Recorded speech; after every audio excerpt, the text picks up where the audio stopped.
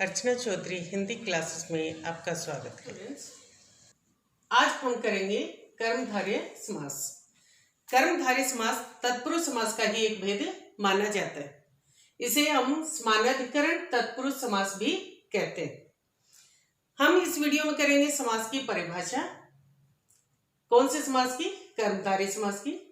विशेषण विशेष्य, उपमान उपमेय, इनका प्रयोग कहाँ होता है, कैसे होता है, किस प्रकार से इनका विग्रह होता है, विभिन्न उदाहरणों के माध्यम से हम समझने का प्रयत्न करेंगे।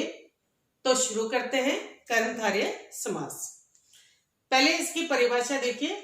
जिस समास के दोनों पदों में विशेषण विशेष्य, उपमान उपमेय का संबंध हो, वहां कौन सा समास होता है? कर्मधारय समास। यानी आप इसको ध्यान से देखिए कि पद क्या होते हैं? जैसे दो शब्द होते हैं, उन्हीं को ही जब वाक्य में प्रयोग कर देते हैं तो वो क्या बन जाते हैं? पद। समास में शब्दों को ही हम क्या कहते हैं? पद। तो दोनों पद यानी पूर्व पद और उत्तर पद, उनमें क्या होगा? या तो वो विशेषण होगा या विशेष्य होगा, या उपमान हो गए और दूसरा उपमेय होगा। ऐसा नहीं है कि कई बार बच्चे जैसे हमें कहते हैं कि मैम इसमें पूर्व पद विशेषण होता है और उत्तर पद विशेष्य होता है, इसमें पूर्व पद उपमान होता है और उत्तर पद उपमेय होता है। ऐसा नहीं होता बच्चों, क्योंकि इसमें पूर्व पद विशेषण भी हो सकता है, कभी कभी उत्तर पद भी विशेषण हो सकता है, कभी कभी दोनों ही पद विशेषण भी हो सकते हैं। और उपमान जैसे पूर्व पद कभी कभी उपमान होता है, कभी उत्तर पद उपमान होता है। तो इस प्रकार से आपको यह समझने की जरूरत है कि इसमें जरूरी नहीं कि पूर्व पद विशेषण और पूर्व पद उपमान हो, इसमें दोनों ही पद, ये एक विशेषण होगा, एक विशेष्य होगा, एक उपमान होगा या एक उपमेय होगा। तो आप समझ गए होंगे कि दोनों में क्या संबंध होगा। तो जहां भी ये होगा, विशेषण विशेष्य होंगे दोनों पद या उपमान उपमेय होंगे, तो वहां क्या होगा? कर्मधारय समास। तो अब आपको पहले ये समझिए कि विशेषण क्या होता है, विशेष्य क्या होता है, और उपमान क्या होता है और उपमेय क्या होता है। पहले विशेषण देखिए। विशेषण वो होता है जो विशेषता बताता है। विशेषता किसकी? संज्ञा या सर्वनाम की। जैसे हम कहें कि वह बहुत अच्छा लड़का है, तो लड़का क्या है? विशेष्य है। विशेष्य क्यों? क्योंकि अच्छा किसकी विशेषता है? लड़के की। तो जिसकी विशेषता बताई जाती है तो वो क्या कहलाता है? विशेष्य। तो यहां जैसे हमने कहा अच्छा लड़का, तो लड़का जो है वो क्या है? विशेष्य है, और अच्छा क्या है? विशेषण है। तो इसको समास में समझने का प्रयत्न करेंगे। जैसे ये देखिए, नील कमल, तो नील कमल में विशेषण क्या है? नील है, और विशेष्य क्या है? कमल। क्योंकि नीला जो विशेषता बता रहा है वो किसकी बता रहा है? कमल की। तो जिसकी विशेषता बता रहा है वो है कमल, तो वो क्या हो गया? विशेष्य। और विशेषण क्या हो गया? नील। तो जब आप इसका विग्रह करोगे, क्योंकि ये दोनों में क्या हो गया? विशेषण विशेष्य हो गया, तो जहां भी विशेषण और विशेष्य आ जाएंगे तो उनका विग्रह होते समय उसमें है जो लग जाएगा दोनों पदों के बीच में। जैसे ये देखो, नील कमल है ना, तो इसका विग्रह किया तो उसमें लग गया नीला है जो कमल। तो अब यह आप समझ गए कि कर्मधारय समास में जब भी विशेषण विशेष्य होंगे दोनों पद, तो उसका विग्रह करते समय उसके बीच में क्या लगेगा? दोनों पदों के बीच में है जो। अब अगला देखिए, उपमान उपमेय। अलंकारों में हमने आपको उपमान उपमेय समझाए थे। क्योंकि उपमान क्या होता है? जिसके साथ तुलना की जाती है या जिसके साथ समानता की जाती है, वो क्या कहलाता है? उपमान। और उपमेय क्या होता है? जिसकी तुलना की जाती है या जिसकी समानता की जाती है, वो कहलाता है उपमेय। जैसे हम कहें चांद सा चेहरा, तो यहां जो चेहरा है वो क्या है? उपमेय। क्यों? क्योंकि तुलना किसकी की गई है? चेहरे की। और किसके साथ की गई है? चांद के साथ। तो चांद क्या हो गया? उपमान। चांद सा चेहरा तो अलंकार हो गया। अब इसको समास में समझिए। जैसे ये देखो उदाहरण, कमल नैन। इसमें नैन को किसके समान बताया गया है? कमल के समान। तो यहां क्या हो गया? कमल क्या हो गया? उपमान है। नयन क्या हो गया? उपमेय है। और जब आपने इसका विग्रह किया तो वो क्या बन गया, कमल के समान नयन, यानी पूर्व पद और उत्तर पद के बीच में के समान लग गया। अब आप समझ गए होंगे कि विशेषण में तो क्या लगता है, विग्रह करने पर है जो, और उपमान उपमेय जब हो तो वो लगता है के समान। विशेषण और विशेष्य और उपमेय उपमान को आप अच्छे से समझ लें, क्योंकि अगर आपने इन दोनों को समझ लिया तो आपको पूरे उदाहरण अच्छे से समझ में आ जाएंगे। तो अब आप ये देखिए कि जब हम विग्रह करते हैं किसका, कर्मधारय समास का, तो जब भी आप विग्रह करोगे तो बच्चों उसके बीच में या तो है जो लगेगा, जैसे कि विशेषण वाले में लगा, या के समान लगेगा जैसे कि यहां लगा हुआ है उपमान उपमेय में, और या फिर रूपी लगेगा। रूपी कहाँ लगेगा वो हम आगे समझेंगे। यहाँ आप ये समझिए कि इसके विग्रह के समय है जो के समान या रूपी लगता है। तो अब हम शुरू करते हैं इसके कुछ उदाहरण के माध्यम से इसको समझने का प्रयास। सबसे पहले ये देखिए कि जैसे मैंने आपको बताया था कि इसमें पहला पद यानी पहला शब्द क्या हो सकता है, विशेषण। तो यहां जब पहला पद विशेषण आएगा तो वो कैसे विग्रह होगा वो देखिए। जैसे ये देखिए महापुरुष, महापुरुष में क्या है, महापुरुष की विशेषता क्या है कि वो महान है। तो यहाँ महान क्या हो गया, विशेषण है, पुरुष क्या है, विशेष्य है। जब आपने इसका विग्रह किया तो महान और पुरुष के बीच में क्या लग गया, है जो। तो अब आप समझ गए, जब पूर्व पद विशेषण हो तो वो क्या लग जाता है जो। इसी प्रकार से अगला उदाहरण देखिए, सज्जन। सज्जन देखिए, जन जो है उसकी विशेषता क्या है, वो सत्य है। सत्य मतलब अच्छा, श्रेष्ठ गुणों से युक्त। तो सज्जन में सत्य जो है वो विशेषण है, जन जो है वो क्या है, विशेष्य है। तो जब आपने इसका विग्रह किया तो वो क्या बन गया, सत्य है जो जन। सत्य और जन के बीच में क्या लग गया, है जो। अब आप समझ गए, अगर विशेषण पहले आ जाए तो कैसे समास का विग्रह होगा। अब अगला देखिए कि विशेषण अगर बाद में आए, पहले में क्या था, पहले आता है। अब अगला उदाहरण देखो, जैसे ये है ना श्याम सुंदर, इसमें देखो इसमें क्या है, विशेषण क्या है, बाद में आया। तो वो देखिए श्याम सुंदर, श्याम यानी श्री कृष्ण जी, उनकी विशेषता क्या है कि वो सुंदर है। तो यहाँ विशेषण क्या है, सुंदर, क्योंकि सुंदर जो है वो किसकी विशेषता बता रहा है, श्याम की। और तो ये विशेषण क्या है, बाद में आए, यानी उत्तर पद बनकर आए। उत्तर पद मतलब बाद में आए। और श्याम क्या है, विशेष्य है।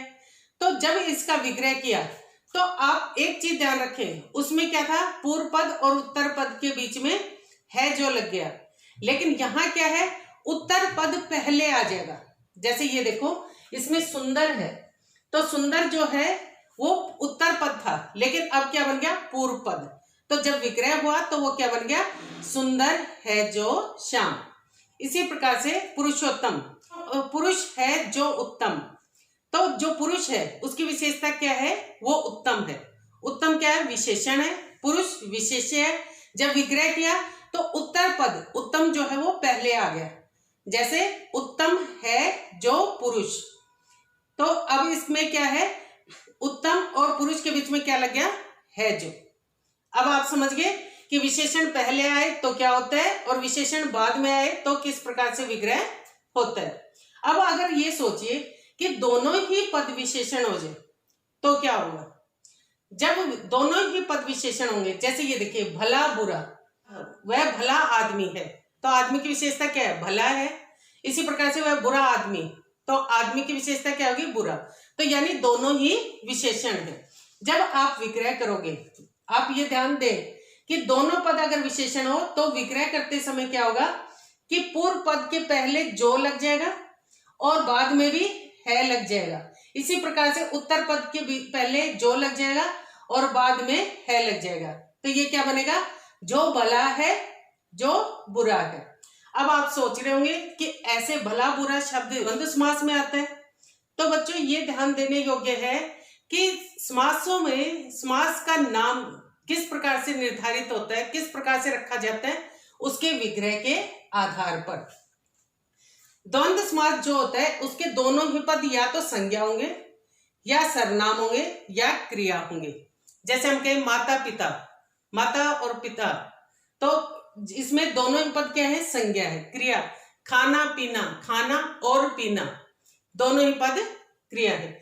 विशेषण में भी ये क्या हो सकता है, द्वंद्व समास हो सकता है, लेकिन जब आप इसको लिखो भला और बुरा तो ये क्या हो जाएगा, द्वंद्व समास। लेकिन अगर आपने लिखा जो भला है जो बुरा है तो वो क्या हो गया, कर्मधारय समास। क्यों, क्योंकि इसमें दोनों ही पद जो है वो विशेषण है और आपने उसका विग्रह किया जो भला है जो बुरा है, तो विग्रह के आधार पर ये क्या बन गया, कर्मधारय समास। अब अगला देखिए शीतोष्ण।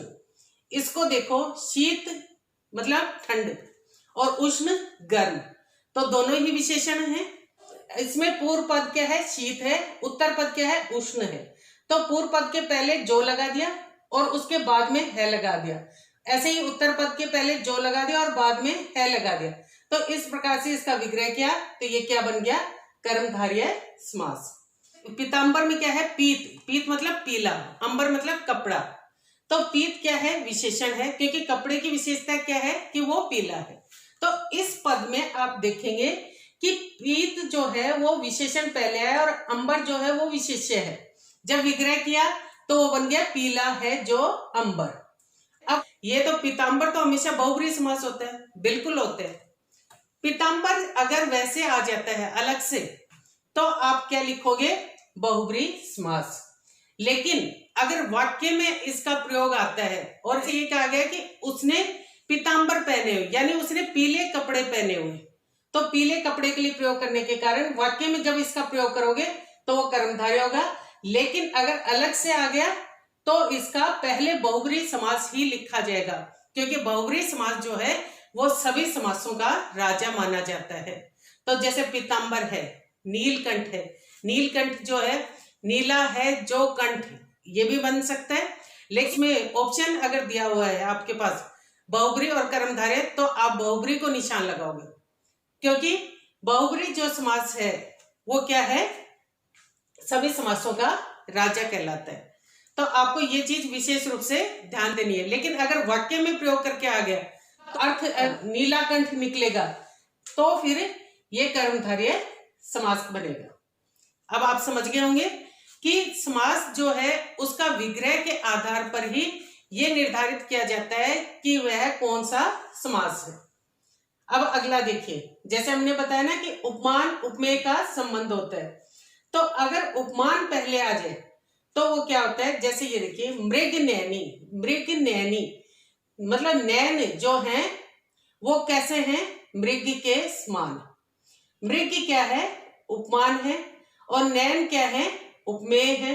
तो इन दोनों में उपमान पहले आए, तो जब आप इसका विग्रह करोगे तो क्या बनेगा, मृग के समान नयन। तो यहां क्या लग गया, के समान, पूर्व पद और उत्तर पद के बीच में। इसी प्रकार से देखिए चंद्रमुख, चंद्रमा के समान मुख, मुख जो है वो किसके समान बताया गया, चंद्रमा के समान। तो यहाँ चंद्रमा क्या हो गया, उपमान है, मुख क्या है, उपमेय है। जब विग्रह किया तो पूर्व पद और उत्तर पद के बीच में के समान लग गया।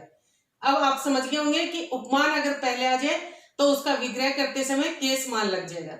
लेकिन आप सोचो उपमान अगर बाद में आए तो क्या होगा। जैसे ये देखिए विद्या रत्न, विद्या को रत्न के समान बताया गया, तो इसमें क्या है, विद्या क्या है, उपमेय है, रत्न क्या है, उपमान है। तो उपमान जो है वो बाद में है, तो जब आप इसका विग्रह करोगे तो ये ध्यान दें कि अगर उपमान बाद में आए तो उसके पूर्व पद और उत्तर पद के बीच में रूपी लगेगा। अगर पहले आए कौन, उपमान, तो के समान लगेगा। ऐसे ही उपमान बाद में वाले के उदाहरण देखिए, क्रोधाग्नि, क्रोध को अग्नि के समान कहा है, तो इसमें जो है क्रोध है वो क्या है, उपमेय, अग्नि उपमान जो कि बाद में आया है, तो इसलिए इसमें क्या करेंगे हम, क्रोध रूपी अग्नि। इसी प्रकार से कर कमल, कर क्या है, उपमेय है, कमल क्या है, उपमान है। जब आपने इसका विग्रह किया तो इसका बन गया कर रूपी कमल। तो आप समझ गए कि विशेषण पहले आए बाद में आए या दोनों पद विशेषण हो, उपमान पहले आए और बाद में आए, तो किस प्रकार से वो कर्मधारय समास बनता है। यहाँ हमारा कर्मधारय समास पूरा होता है। उम्मीद करती हूँ कि आपको ये समास अच्छे से समझ में आ गया होगा। अव्ययीभाव समास और तत्पुरुष समास आपको वो देखना हो तो मैं अपने डिस्क्रिप्शन बॉक्स में उसके लिंक दे दूंगी। अगले वीडियो में हम करेंगे बहुब्रीहि समास। तो अगर ये आपको वीडियो अच्छा लगा हो तो इसे लाइक करें, शेयर करें, कमेंट करें और अभी तक आपने सब्सक्राइब नहीं किया है तो इसे सब्सक्राइब करें। उम्मीद करती हूँ कि आपको ये वीडियो पसंद आया होगा। धन्यवाद।